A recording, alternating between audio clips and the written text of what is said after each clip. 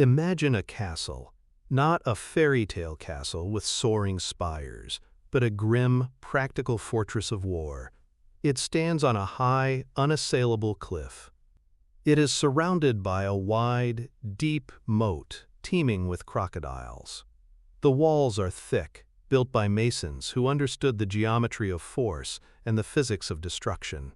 Inside this castle is a treasure, a machine that endlessly produces gold. The lord of this castle is not a brilliant battlefield tactician, nor a charismatic leader who inspires fanatical devotion. He is, in fact, rather boring. His only real skill is that he is obsessively, pathologically focused on one thing and one thing only: maintaining the castle. He checks the walls for cracks.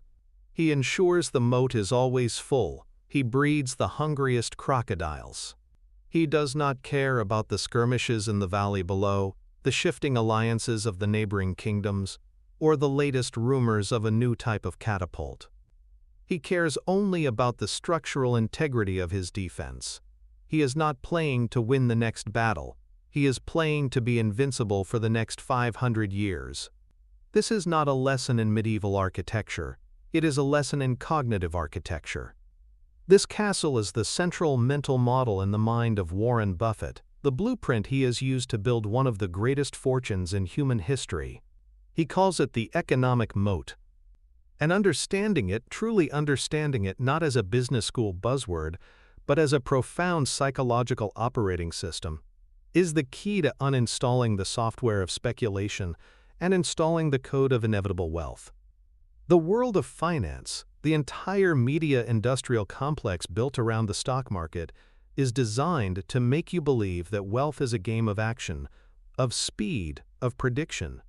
It bombards you with information, with breaking news, with earnings reports, with analyst upgrades and downgrades, with whispers of the next disruptive technology that will change the world. It is a relentless assault on your attention, a carefully engineered system to trigger your most primal cognitive biases. It wants you to feel that if you are not constantly moving, constantly trading, constantly reacting, you are falling behind. This is the great lie. It is a psychological prison designed to churn your capital into fees and commissions, to transfer your wealth to the house by exploiting your very nature as a human being. Buffett's entire career, his entire philosophy, is a declaration of war against this lie. He did not become a centibillionaire by outworking, outpredicting, or outreacting anyone. He achieved it by building a different kind of mind. A mind that ignores 99.9% of all incoming information. A mind that finds the constant chatter of the market to be a useless, distracting noise. A mind that has traded the addiction to action for a profound and powerful commitment to inaction. And the tool that enables this state of supreme cognitive detachment, the filter that allows him to discard almost every opportunity the world presents, is the mental model of the economic moat. The moat is not just a way of analyzing a business, it is a way of reconfiguring your brain to see the world differently.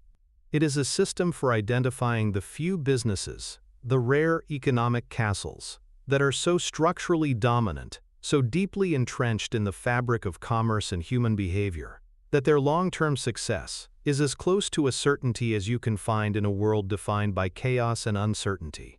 This is not about finding a company that will have a good quarter, or even a good year.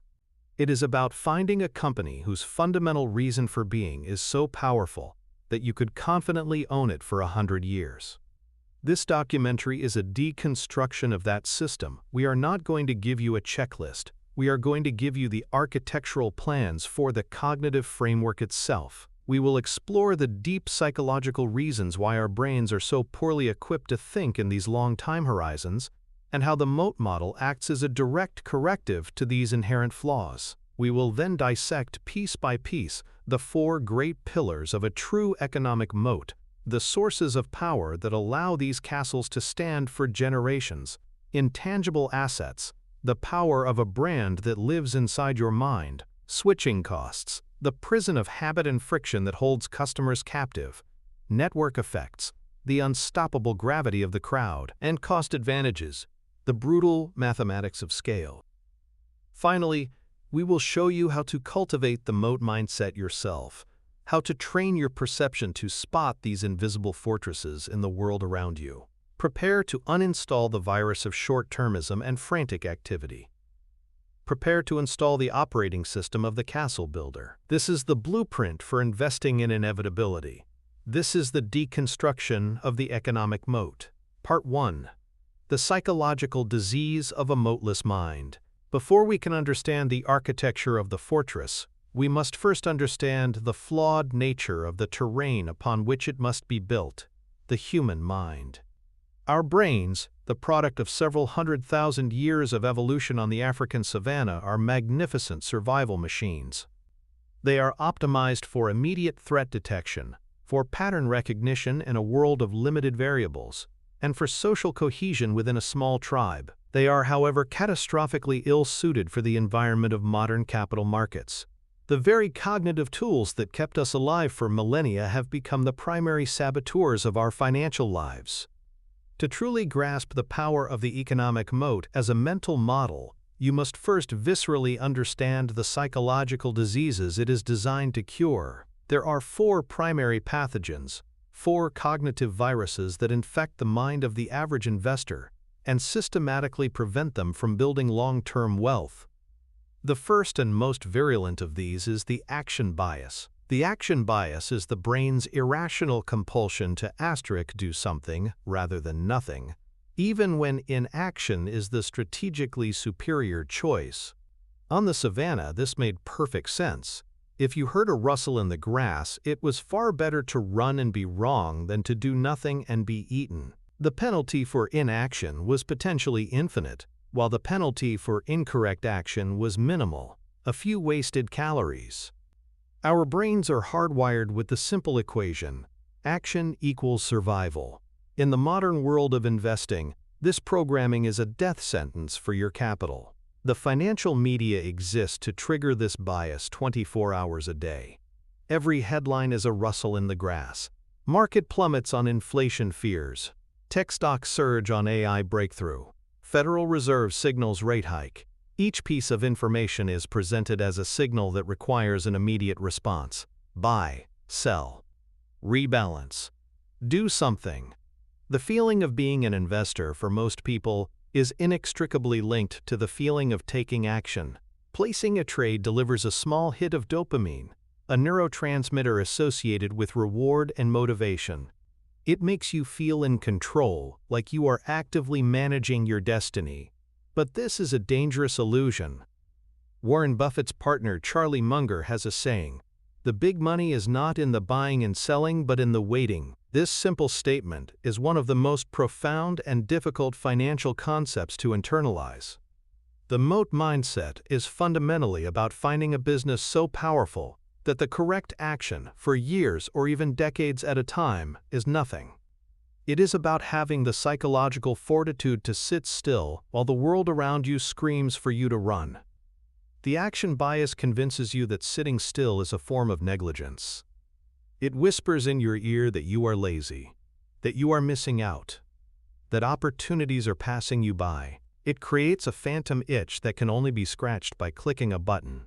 The economic moat is the ultimate antidote to this disease.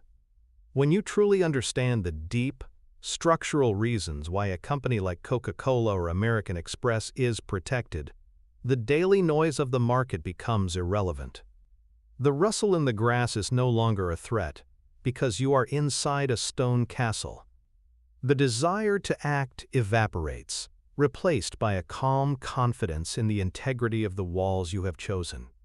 The second pathogen is the narrative fallacy, a term coined by Nassim Nicholas Taleb. The narrative fallacy is our tendency to create and believe in coherent stories to explain random or complex events. We are storytelling animals. We crave simple cause and effect explanations for why things happen.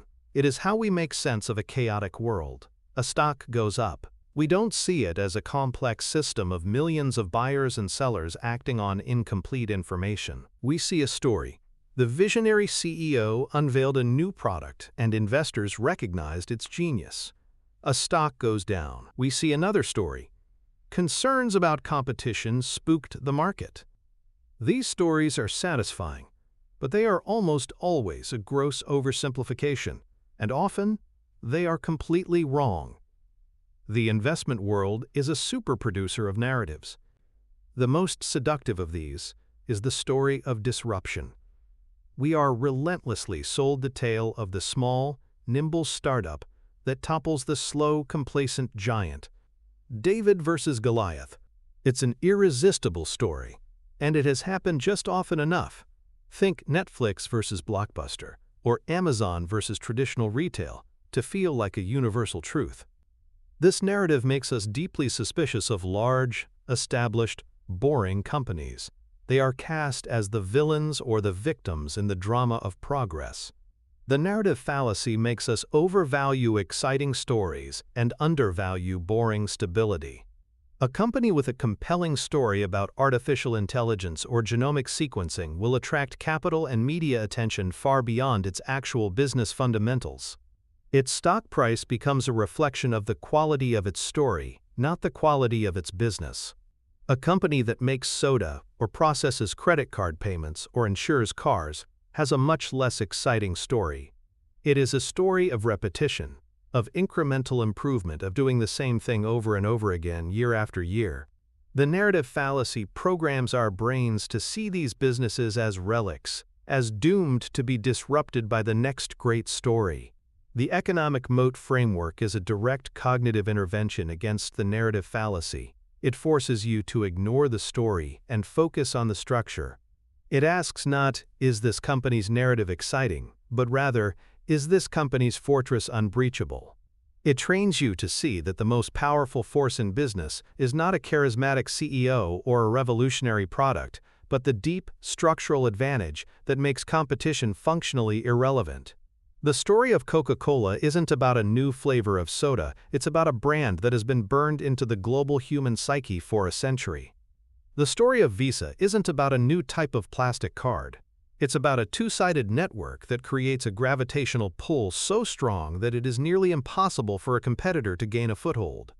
The moat mindset is the discipline of being a structural engineer, not a story critic. The third cognitive virus is hyperbolic discounting. This is a fancy term for a simple, universal human trait. We dramatically prefer smaller, sooner rewards over larger, later rewards. If I offer you $100 today or $110 in a week, you will almost certainly take the $100 today, even though a 10% return in 1 week is an annualized rate that would make you the richest person in the world. The immediacy of the reward has a powerful, distorting effect on our judgment. This is another evolutionary hangover. For most of human history, the future was deeply uncertain. A promise of food next week was far less valuable than food in your hand right now. You might be dead next week. Your focus was, by necessity, on the immediate present. This instinct is a disaster in investing.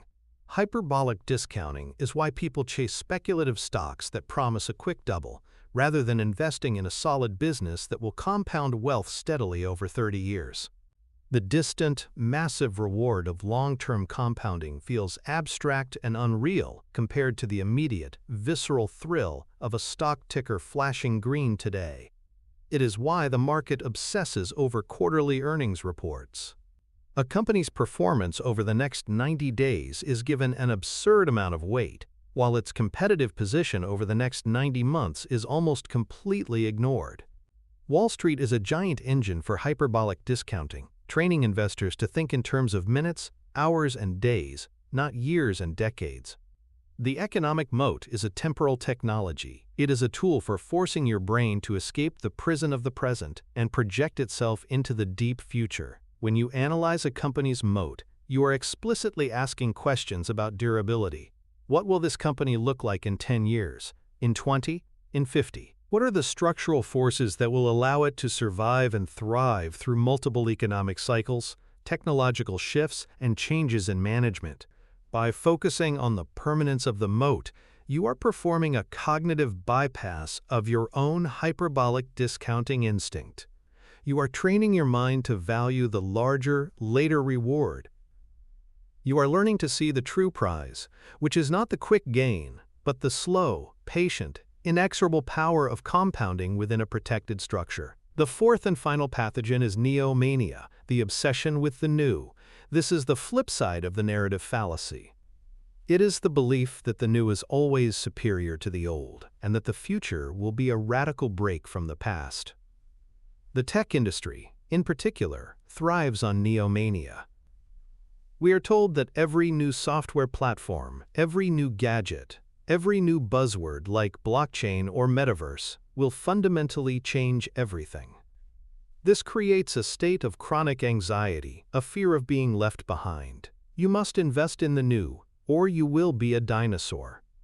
Charlie Munger refers to this as physics envy. In physics, a new theory, like Einstein's theory of relativity, can completely overthrow an old one, like Newtonian physics. Many people in business and finance believe the same is true in their fields, but they are wrong. While technology changes with breathtaking speed, fundamental human nature changes at a glacial pace, if at all. People will still want to drink beverages that make them feel good. They will still want the convenience of a universally accepted payment system. They will still succumb to greed and fear. They will still seek brands they trust to simplify their choices. The economic moat model is a powerful antidote to neomania because it is almost always rooted in these unchanging aspects of human behavior. The moat around Wrigley's gum is not its technology. It's the simple, unchanging habit of chewing and the impulse buy at the checkout counter. The moat around Moody's credit rating agency is not its advanced algorithms. It's the unchanging need for a trusted, regulated arbiter of creditworthiness. By focusing on moats, you anchor your analysis not in the shifting sands of technology, but in the bedrock of human psychology. You start to see that the most durable businesses are often the ones that cater to the most basic, timeless human desires and behaviors. You learn to be skeptical of the new and respectful of the old. You invert the common wisdom and realize that a business that has survived and prospered for 100 years is not a relic on the verge of disruption. It is a battle-hardened survivor that has likely proven the durability of its moat against countless threats. It is a Lindy-proof enterprise. These four pathogens, the action bias, the narrative fallacy, hyperbolic discounting, and neomania, form the cognitive environment of the typical investor. It is a swamp of emotional reactivity, storytelling, short-termism, and a desperate chase for the next new thing. It is an environment in which building long-term wealth is nearly impossible. The economic moat is not just another investment strategy. It is a form of cognitive immunotherapy. It is a system designed to identify and neutralize these viruses, allowing you to operate with a clarity, patience, and long-term perspective that is almost a superpower in the modern financial world. It is the foundation upon which the entire Buffett-Munger philosophy is built. And now, we will begin the work of deconstructing its four great pillars. We will go inside the castle. Part 2. The Four Pillars of the Fortress. A great economic moat is not a single wall, it is a multi-layered defense system. Warren Buffett and Charlie Munger, over decades of study and practice, have identified four primary, non-overlapping sources of this durable competitive advantage. These are not theoretical concepts. They are tangible, observable forces that protect a company's profitability from the relentless pressures of competition. To the untrained eye, they are often invisible, but once you learn the patterns, you will begin to see them everywhere. They are intangible assets, switching costs, network effects, and cost advantages. We will now embark on a deep, exhaustive deconstruction of each, for it is only by understanding the mechanics of each pillar that you can begin to recognize their presence and power in the real world. Pillar 1. Intangible assets, the fortress in the mind. The first and perhaps most powerful source of an economic moat is the intangible asset. This is a frustratingly vague term for a very specific set of advantages. An intangible asset is a claim to value that has no physical form. You cannot touch it. You cannot weigh it. But it can be more valuable than any factory, any machine, or any inventory. There are three primary forms of this invisible fortress: the brand, the patent, and the regulatory license. Let us first dissect the brand. A brand is not a logo. It is not a clever slogan.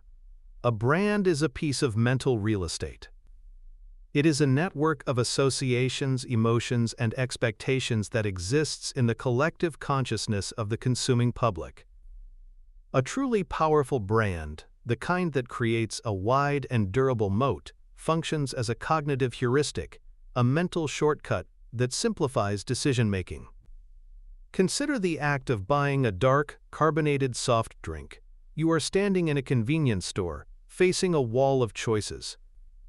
You could spend the next 5 minutes reading the ingredient lists, comparing prices per ounce, and perhaps even researching the corporate histories of each manufacturer. Or, you could simply reach for the red can. You could reach for a Coke. In that moment, the Coca-Cola brand has performed a powerful act of cognitive magic. It has saved you time and mental energy. It has leveraged a century of advertising, of consistent product experience, and of cultural saturation to provide you with a single, simple, reliable answer. You don't consciously think. Coca-Cola has invested billions of dollars over 100 years to associate their product with happiness, refreshment, and social connection, and their quality control is famously consistent, therefore this is a low-risk choice. Your brain, specifically the fast intuitive system, one part of your brain simply says Coke is good, Coke is the default. That is a moat. It is a moat dug directly into the neural pathways of billions of people. How could a new competitor, let's call it New Soda, possibly breach this fortress? New Soda could create a product that tastes identical, or even demonstrably better in blind taste tests. They could price it lower. But they cannot, with any amount of money, instantly replicate the 100 years of accumulated trust and habit that resides in the consumer's mind. They are not fighting against Coca-Cola's product. They are fighting against the consumer's own brain, which is lazy by design and prefers the familiar to the unknown. The brand as a moat is most powerful in two specific situations. First, in products where the purchase price is low and the purchase is frequent, like soda, gum, or candy. The cost of making a mistake is so small that the consumer has no incentive to engage in deep analytical thought. They will default to the trusted brand every time. The second situation is in products where the perceived risk of a poor choice is very high. Imagine you need to buy an airplane engine. You have a choice between an engine from Rolls-Royce, a company with a century-long reputation for engineering excellence and reliability, and a new company offering a cheaper engine with supposedly better technology. The cost of engine failure is catastrophic. Are you going to take that risk to save a few percent? Of course not. You will buy the Rolls-Royce. The brand in this case is not just a shortcut. It is a form of insurance against regret and disaster. This mental real estate is incredibly valuable. It often allows the brand owner to charge a premium price for a product that is functionally identical to its competitors. People will pay more for Bayer aspirin than for a generic store brand, even if the chemical compound inside the bottle is exactly the same. They are not paying for the acetylsalicylic acid, they are paying for the trust, the peace of mind that the Bayer brand provides. That price premium, multiplied by billions of transactions, is the river of gold that flows into the castle. The second form of intangible asset is the patent or copyright. While a brand is a fortress built on psychology, a patent is a fortress built on law. It is a government grant of a legal monopoly for a fixed period of time. For the duration of that patent, the owner is the only one who can legally produce and sell that specific invention. This is the bedrock of the pharmaceutical and biotechnology industries. A company like Pfizer might spend over $1 billion and a decade of research to develop a new drug. This is a massive, high-risk investment. The patent is the prize. Once the drug is approved and patented, Pfizer has an exclusive right, typically for 20 years, to sell it. During that time, they can charge a very high price, not because the drug is expensive to manufacture, but because they have no competition. That high price allows them to recoup their massive research and development costs and fund the search for the next blockbuster drug. This is a very deep, but also a finite, moat. The moment the patent expires, the castle walls crumble. Generic drug manufacturers, who have spent nothing on R&D, can flood the market with chemically identical versions of the drug at a fraction of the price. The original drug sales can plummet by 90% almost overnight.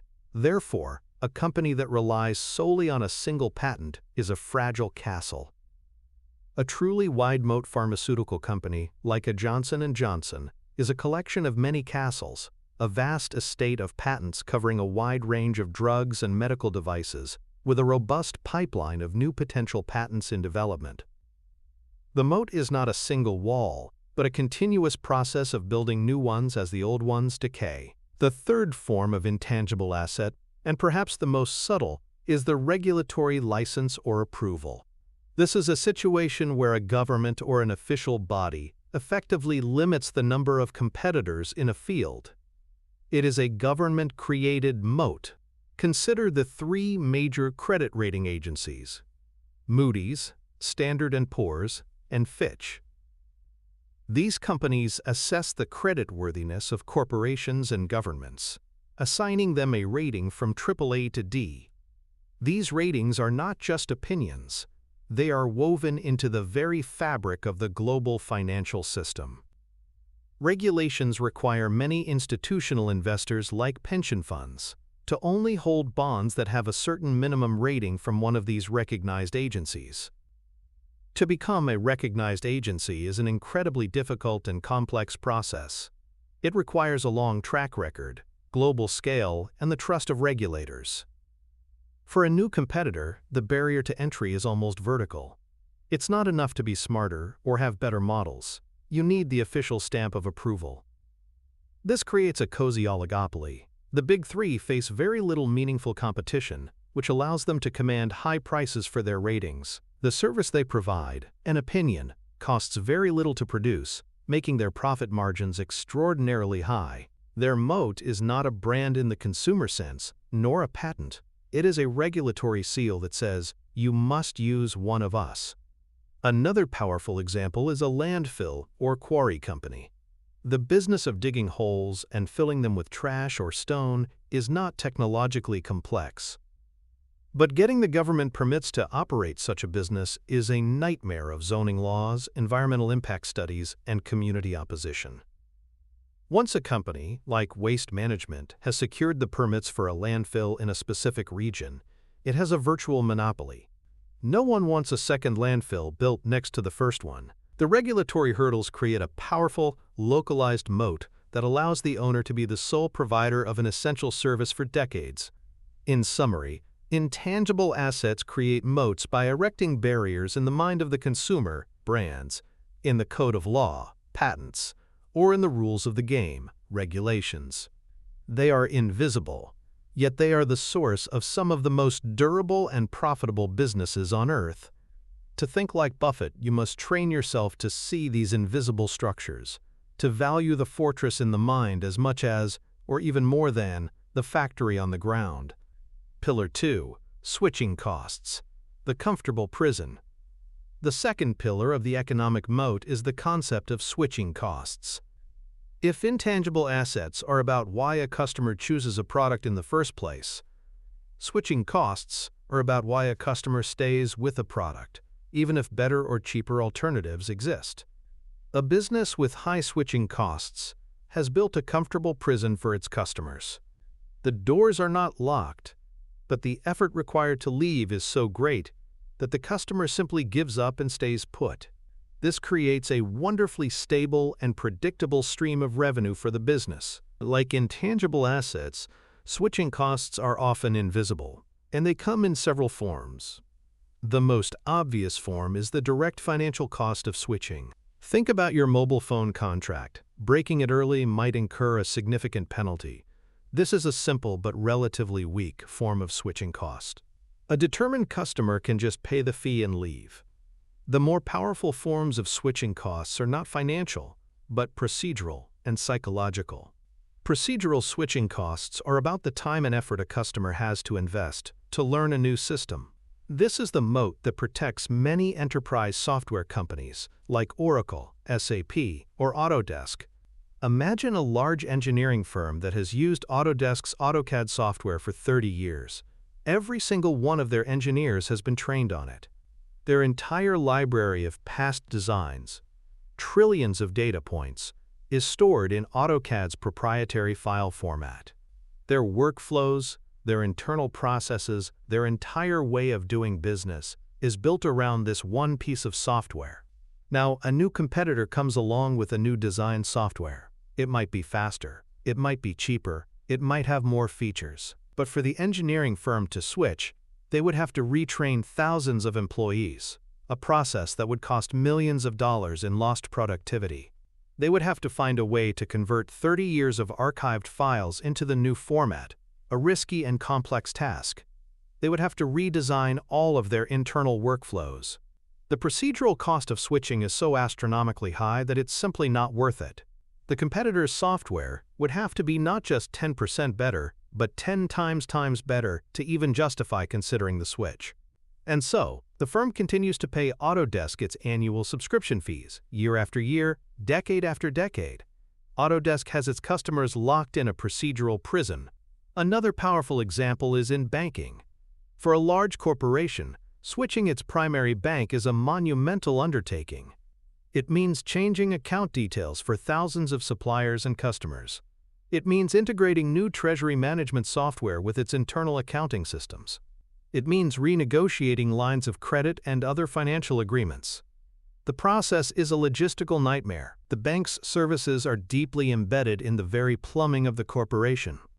As long as the bank provides a basic level of service and doesn't make any catastrophic errors, the corporation has an enormous incentive to do nothing. The status quo, even if imperfect, is preferable to the chaos of a switch. This is the power of embeddedness. The third and most subtle form of switching cost is psychological.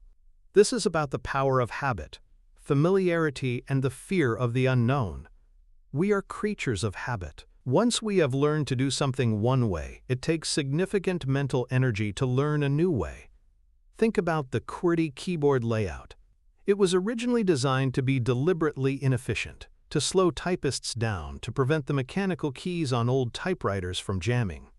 There are far more efficient keyboard layouts, like the Dvorak layout, that would allow everyone to type faster with less effort. So why are we all still using QWERTY? The psychological switching cost is too high. The billions of people who have already invested the time to learn QWERTY are not going to go through the painful process of relearning how to type from scratch, just for a marginal improvement in speed. The old, inferior standard persists because the collective psychological cost of switching is insurmountable. This applies to many products and services. Many people stick with their bank, their insurance agent, or even their brand of coffee, not because it is objectively the best, but because it is familiar. It is the path of least cognitive resistance.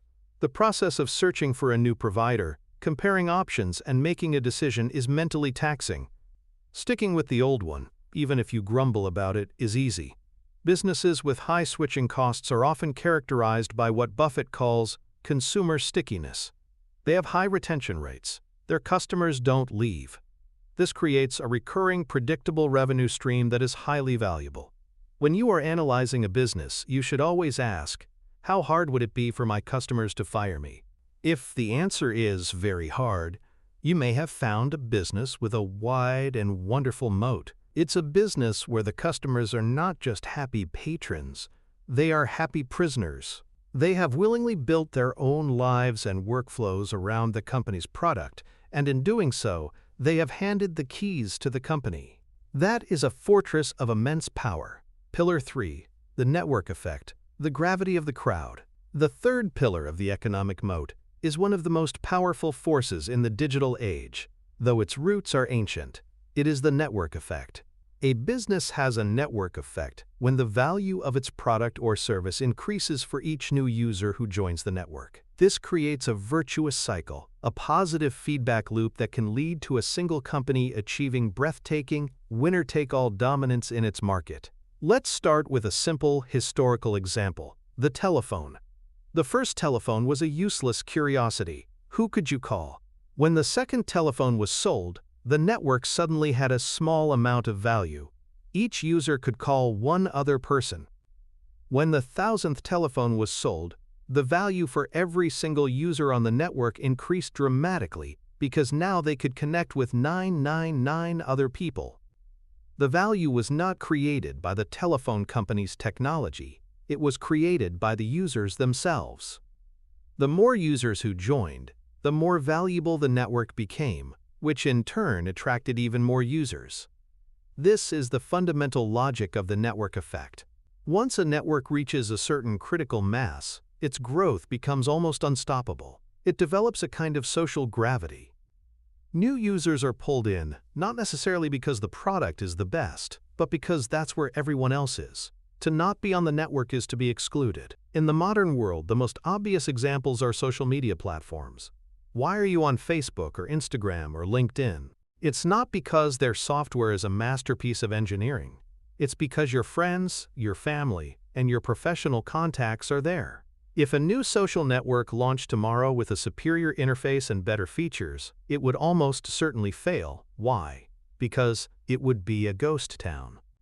The value of a social network is the network itself. To compete with Facebook, you wouldn't just need to build a better website. You would need to convince 2 billion people to simultaneously leave their existing network of connections and rebuild them on your platform.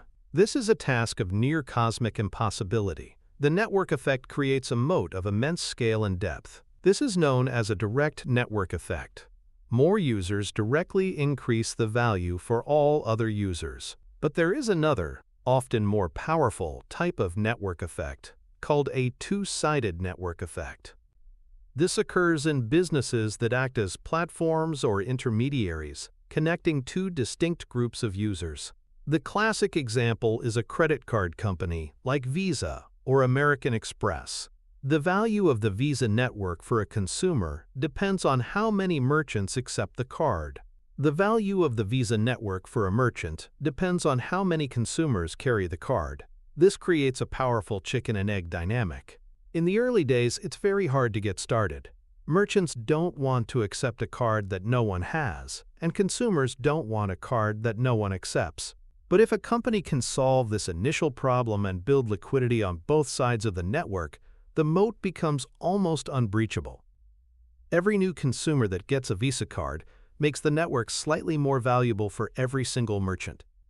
And every new merchant that accepts Visa makes the network slightly more valuable for every single consumer.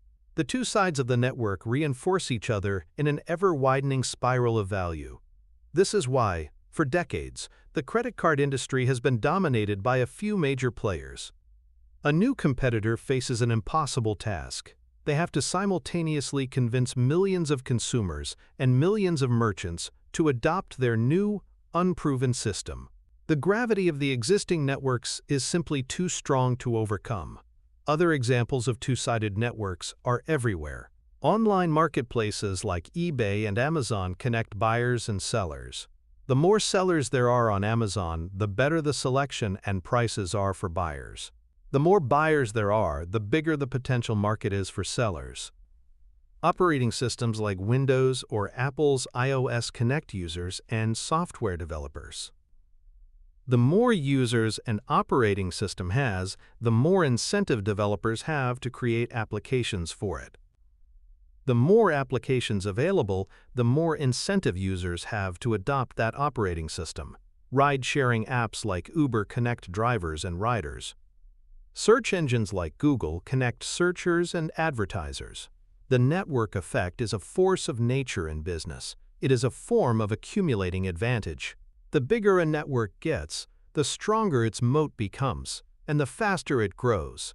It is the source of some of the most dominant and profitable companies in the world. When you are looking for a moat, ask yourself, does this business get better for everyone as it gets bigger? Does an additional customer add value to all the existing customers? If the answer is yes, you may have found a business with the powerful, self-reinforcing gravity of a network effect. You may have found a castle that builds its own walls, higher and stronger, with every new citizen who enters. Pillar 4. Cost advantages, the fortress of inefficiency. The fourth and final pillar of the economic moat is the cost advantage. This is perhaps the most traditional and easy-to-understand source of a competitive advantage, but its power should not be underestimated. A company with a durable, structural cost advantage can sell its products or services at a lower price than its competitors while still maintaining similar or even better profit margins. This allows it to either consistently win business on price or to match competitor prices while earning a higher return on its capital. This is a brutal, relentless weapon in the world of commerce. There are several sources of cost advantages, but the most common is scale. A business with massive scale can often produce its goods more cheaply than smaller rivals. This is due to several factors. First, they have greater bargaining power with their suppliers. A company like Walmart, which buys a staggering volume of goods, can dictate terms to its suppliers that no small retailer could ever hope to achieve. They can demand lower prices, better payment terms, and dedicated service, all of which lower their input costs. Second, they can spread their fixed costs, like advertising, technology, and corporate overhead, over a much larger sales base.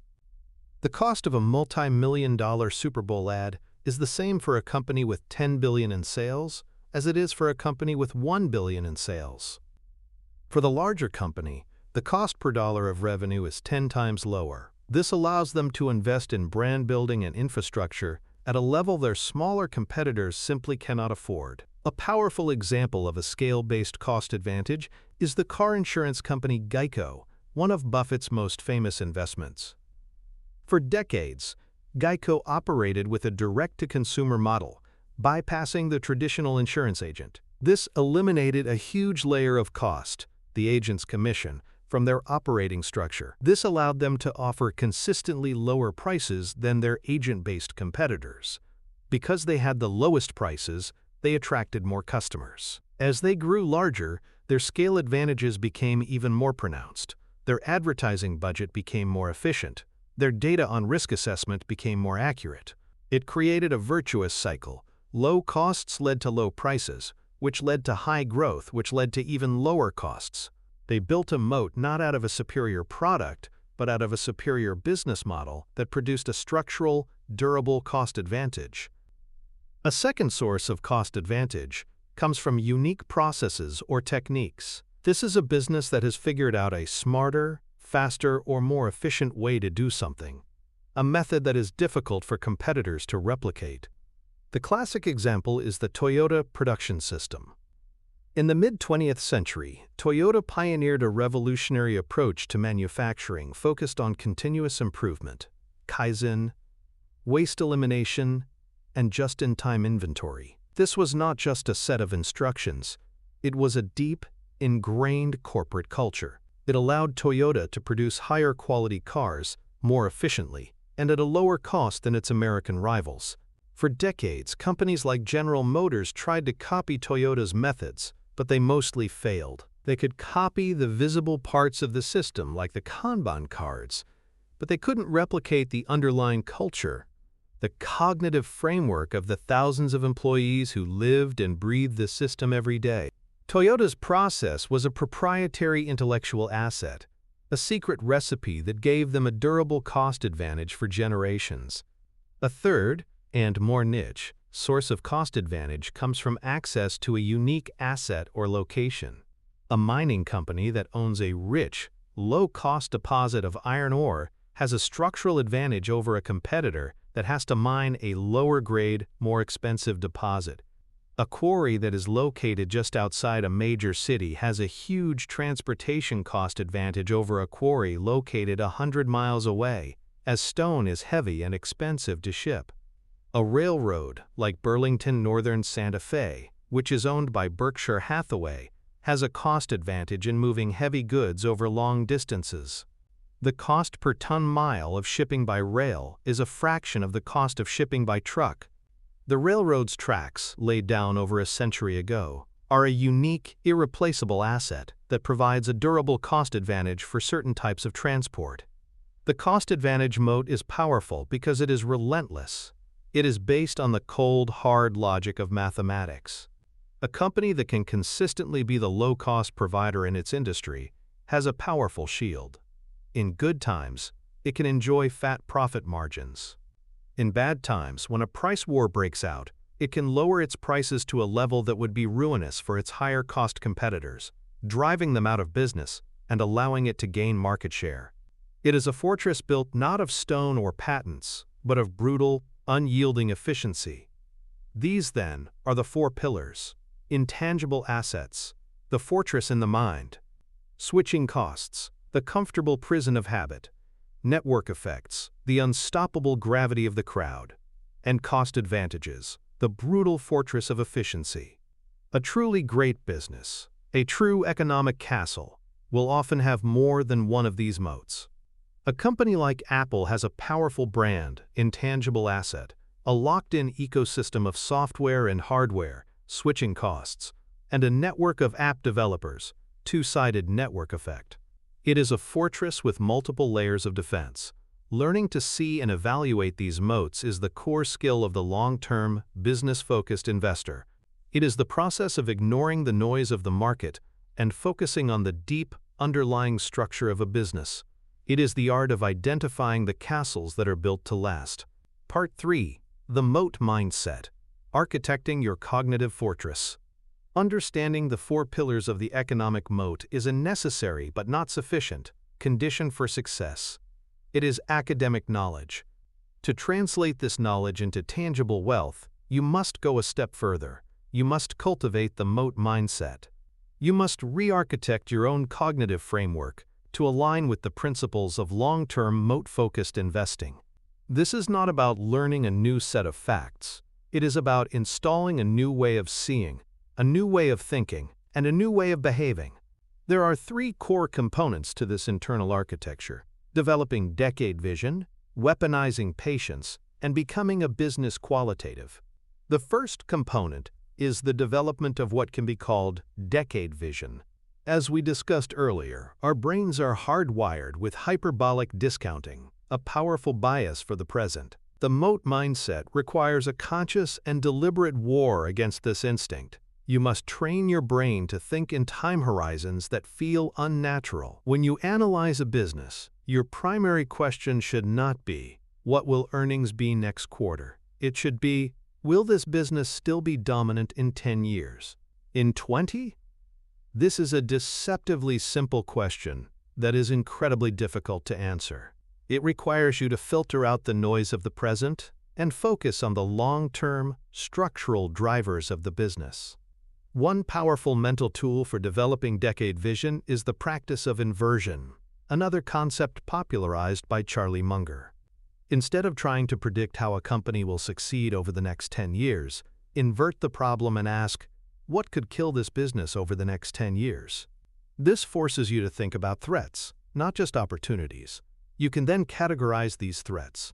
Is the threat a new technology, a change in consumer behavior, a political or regulatory risk, a new, aggressive competitor? Once you have a list of potential mortal threats, you can evaluate the company's moat against them. How would Coca-Cola's brand hold up against a radical shift in consumer taste away from sugary drinks? How would a bank's switching costs protect it from a nimble fintech startup? By focusing on what could go wrong over the long term, you develop a much more robust and realistic assessment of a moat's durability. Another technique is to study business history. Read about the great companies of the past that have disappeared.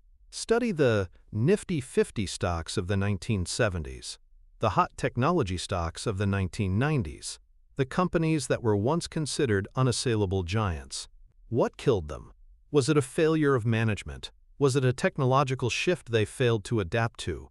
Was their moat, in hindsight, not as wide as people believed? By studying failure, you immunize yourself against the narratives of eternal success that surround today's market darlings. You learn that durability is rare and fragile, and you become more discerning in your analysis. Decade vision is a muscle. It must be trained. It requires a conscious effort to zoom out, to ignore the daily chatter, and to adopt the perspective of a historian rather than a news reporter. The second component of the moat mindset is the weaponization of patience. In a world that glorifies action and hustle, the ability to do nothing is a superpower. The moat philosophy is the ultimate permission slip for inaction. Once you have identified a great business with a durable moat, and you have bought it at a reasonable price, the hardest part of the work is over. The next step is to sit. For years, for decades, this is profoundly counterintuitive. Your action bias will scream at you, the market will gyrate, the news will be filled with crises and opportunities. The temptation to tinker, to trade, to do something will be immense. Weaponizing patience means understanding that your primary source of returns is not your own brilliant activity, but the patient compounding of capital within the protected fortress of the business you own. The business is doing the work for you. The managers are widening the moat. The brand is strengthening. The network is growing. Your job is to not interrupt this process. Charlie Munger describes his approach as sit on your ass investing. He and Buffett have made their fortune by making a very small number of very good decisions and then letting those decisions play out over a very long time. This requires a level of emotional detachment and psychological fortitude that few possess. To cultivate it, you must disconnect from the daily inputs that trigger the action bias. Stop watching financial news. Stop checking your stock portfolio every day. Create a system that puts as much friction as possible between an emotional impulse and a trading decision. The goal is to transform patience from a passive state of waiting into an active strategic choice. It is a weapon against the fee-generating machine of Wall Street and a shield against your own worst instincts. You are not being lazy, you are being disciplined. You are not being negligent, you are being strategic. You are letting the inexorable power of compounding do the heavy lifting. The third and final component is becoming a business qualitative. This is the art of training your perception to see the invisible structures we have been discussing. Modern financial education is overwhelmingly quantitative. It teaches you how to read a balance sheet, how to calculate financial ratios, how to build a discounted cash flow model. These are useful skills. But they only tell you part of the story. They describe the current financial health of the castle, but they tell you very little about the width of the moat or the strength of the walls. A business qualitative learns to see the world through the lens of competitive advantage. You can practice this every day. When you go to the supermarket, don't just buy your groceries. Observe.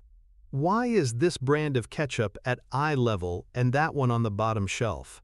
That's a battle for distribution, a form of moat. Why do you instinctively reach for one brand of toothpaste over another? That's the power of a brand burned into your mind. When you are at work, look at the software your company uses. Why do they use it? How hard would it be to switch to a competitor? You are observing switching costs and their natural habitat. Pay attention to which social media apps your friends are using. Why are they all on the same one? You are witnessing the gravity of a network effect. By constantly asking why about the business world around you, you are training your brain to recognize the patterns of durable, competitive advantage. You are moving beyond the numbers on a page and developing a deep, intuitive feel for how a business actually works and how it protects itself. This qualitative understanding is what separates the great investors from the good ones. The good investor can tell you a company's price-to-earnings ratio. The great investor can tell you a story about why that company will still be selling its products at a healthy profit 20 years from now. They can describe the shape and depth of its moat. Cultivating the moat mindset, developing decade vision, weaponizing patience, and becoming a business qualitative is a lifelong project. It is the work of transforming yourself from a speculator who bets on the flickering shadows of market prices into a business owner who invests in the enduring substance of economic reality. It is the path to building not just a portfolio but a fortress. Part 4. When moats dry up, the dynamics of erosion. To present the economic moat as an infallible, permanent fortress would be a dangerous oversimplification. The history of capitalism is a graveyard of companies that once seemed invincible. Moats, like physical castles, require constant maintenance. They can be neglected from within or assaulted from without. A sophisticated understanding of the moat mindset requires not just the ability to identify a moat, but also the paranoid wisdom to recognize the signs of its erosion. There are three primary forces that can cause a wide moat to shrink or disappear entirely. Managerial incompetence, particularly in capital allocation. Technological disruption that renders the old moat irrelevant. And the slow, insidious creep of cultural rot or hubris. The first great threat to a moat is the person sitting in the Lord's chair in the castle, the CEO. A great business with a wide moat is a machine that generates enormous amounts of cash. The single most important job of the CEO is to allocate that cash intelligently. They have 5 basic options: reinvest in the core business to widen the moat, make intelligent acquisitions, pay dividends to shareholders, buy back the company's own stock, or let the cash pile up on the balance sheet. Making the right decisions here is critical. A foolish CEO can take the river of gold produced by the castle and use it to fund disastrous ego-driven acquisitions in unrelated fields, effectively setting the money on fire. They can overpay for stock buybacks when the price is high. They can neglect to reinvest in the core business, allowing the walls to crumble and the moat to silt up. This is the, quote, capital allocation cancer. A series of poor capital allocation decisions can destroy shareholder value even in a business with a wonderful competitive position. This is why Buffett stresses the importance of not just a great business, but great management. He is looking for managers who think like owners, who are rational, and who have a deep understanding of how to deploy capital for the long-term benefit of the enterprise. When you evaluate a company's moat, you must also evaluate the person in charge of maintaining it. Are they a skilled capital allocator, or are they a value-destroying empire builder? The second and more dramatic threat is technological disruption. Sometimes, a new invention or a new business model doesn't just compete with the existing players, it makes the entire game obsolete. The classic example is Kodak. For most of the 20th century, Kodak had one of the widest moats on the planet. Its brand was synonymous with photography. Its scale in manufacturing and distribution gave it huge cost advantages. Its chemical processes were protected by patents. It was a seemingly unbreachable fortress. But then came the tsunami of digital photography. Kodak's moat was built around the complex, profitable world of chemical film. Digital photography didn't just offer a better film, it eliminated the need for film entirely. Kodak's entire castle, its factories, its brand, its distribution network, was built on an island that the sea of technology was about to swallow. The tragic irony is that Kodak actually invented the first digital camera in 1975, but its management was so trapped in the mental model of the film business, the highly profitable razor and blade model of selling cameras and then selling endless rolls of film, that they couldn't bring themselves to embrace the new, less profitable digital world. Their old moat had become a cognitive prison. This is a crucial lesson. A moat is only valuable relative to the competitive landscape. When the landscape undergoes a seismic shift, the old fortresses can become obsolete ruins overnight. The widest moat in the world for manufacturing horse-drawn carriages was worthless in the age of the automobile. Therefore, the moat-minded investor must always be asking, is there any technology on the horizon that could make this entire industry irrelevant? This is particularly important in fast-moving fields like technology and media. It is less of a concern for companies that sell timeless products like beer, soda, or insurance, but it is a risk that can never be completely ignored. The third force of erosion is more subtle.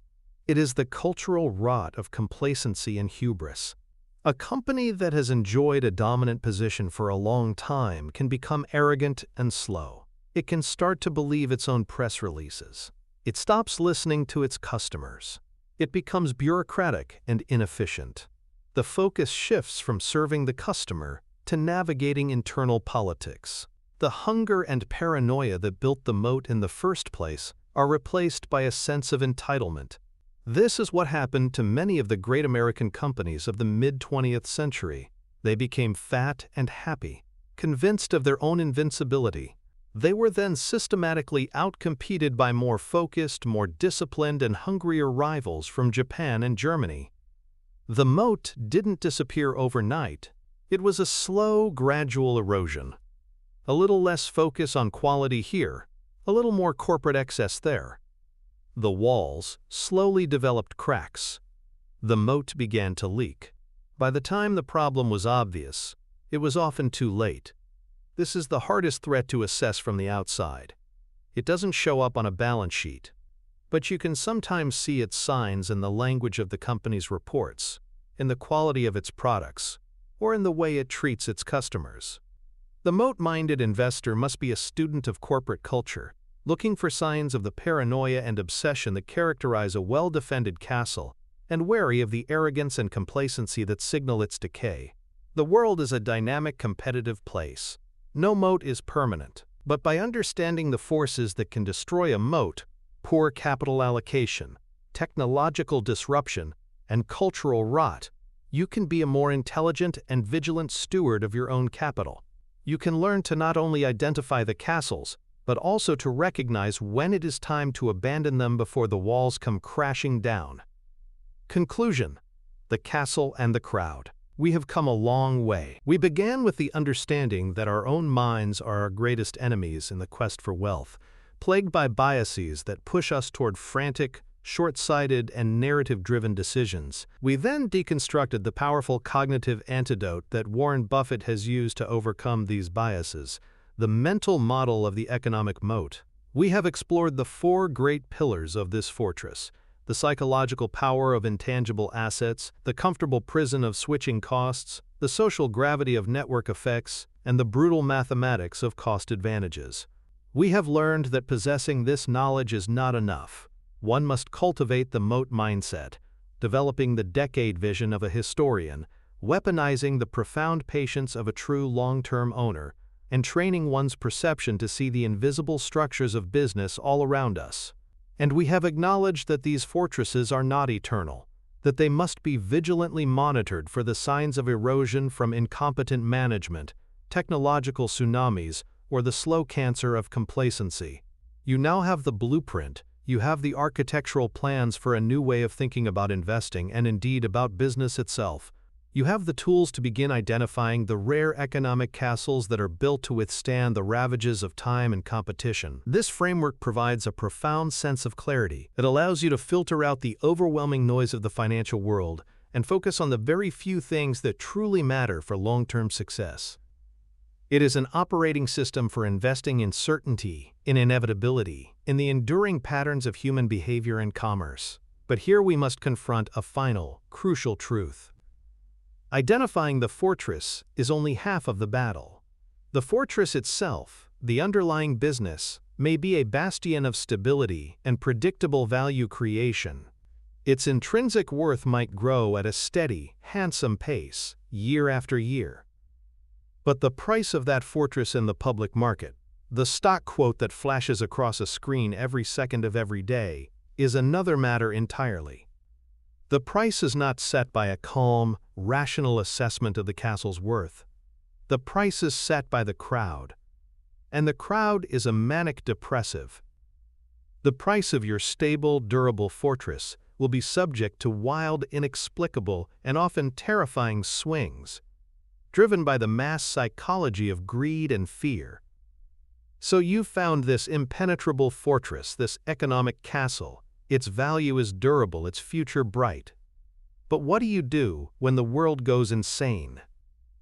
What do you do when the crowd offers to sell you the castle for the price of a shack one day, then tries to buy it back from you for the price of an entire kingdom the next?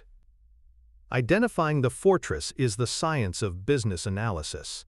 Knowing how to behave in the face of the crowd's madness is the art of psychological control. It requires you to understand that the market is not a wise arbiter of value, but a moody, emotional business partner who you can never fire. A partner whose manic episodes can make you rich and whose depressive funks can offer you the opportunity of a lifetime, if and only if you have the psychological framework to exploit his madness rather than become its victim. To do that, you must master an entirely different, yet perfectly complementary mental model from the mind of Warren Buffett. You must be formally introduced to your new business partner. His name is Mr. Market.